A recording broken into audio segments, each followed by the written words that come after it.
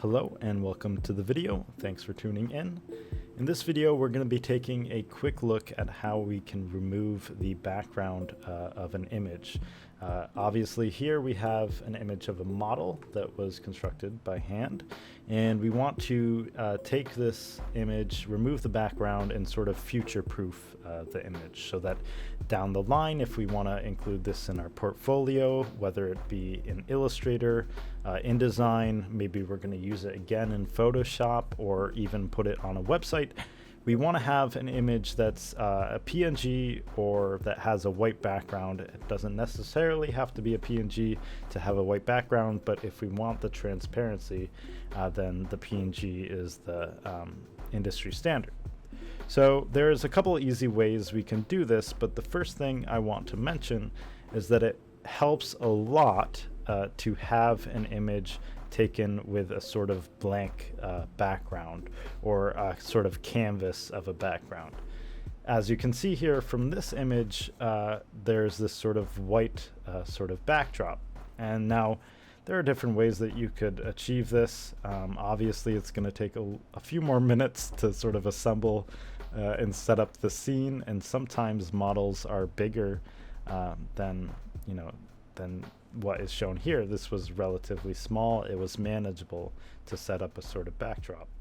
So what I would recommend though is that when possible, perhaps just take a few pieces of sort of a white material, or maybe it's going to be some sheets of paper, set them up, and then sort of place your model there, and it might work as a good backdrop.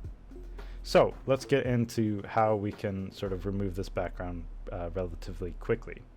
Because we have this sort of white canvas of a background, this first idea of how you can go about it might work better because we have what we have. If it's a more complex background, perhaps this method won't work so perfectly, but it still probably will not be too bad. So what we can do here in sort of the latest version of Photoshop is go over to these quick actions shown on the right. I believe you'll have to unlock the image or the specific layer, and then we can do select subject. It'll run its magic, and as you can see, it's made this really awesome and pretty clean line around our subject, the model. I'm going to right click and then do select inverse. There may be a shortcut key that you know for that, but that's a good way to get there. I'm going to delete, and as you can see, we now have transparent background around this image, but we still have a sort of puncture here in the model.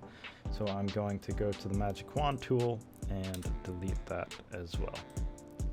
So that's a really easy and quick way to do it if you've sort of taken a few minutes to set up a little backdrop for your scene.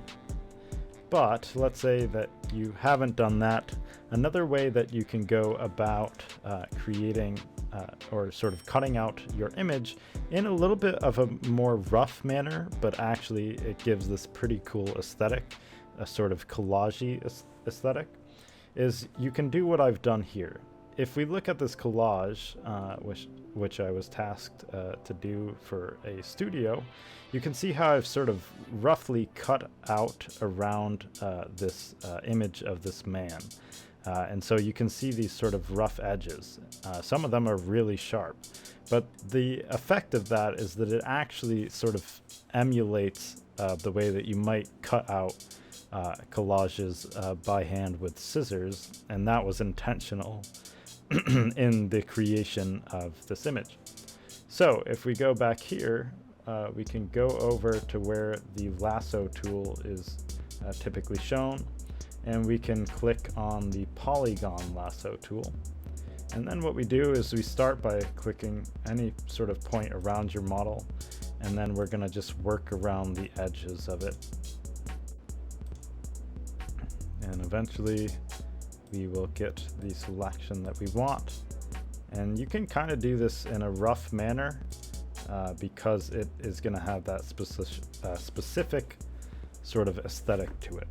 Again, we're going to do the select inverse by right clicking, and then we're going to delete And then we have this part on the inside that we also need to sort of get out of there. And voila. So that was a pretty quick way of doing it. And those are the two main solutions I wanted to show. There is one other thing though about this picture, which is that it's relatively skewed. You can see if we sort of line up with the edge here of the border, we can see how the camera has skewed this model. So let's try to fix that. If we do Control T and then right click and do distort, we can start to sort of drag this over from the bottom left corner, and we'll use the edge of our boundary here as a reference. We can see that looks pretty good now.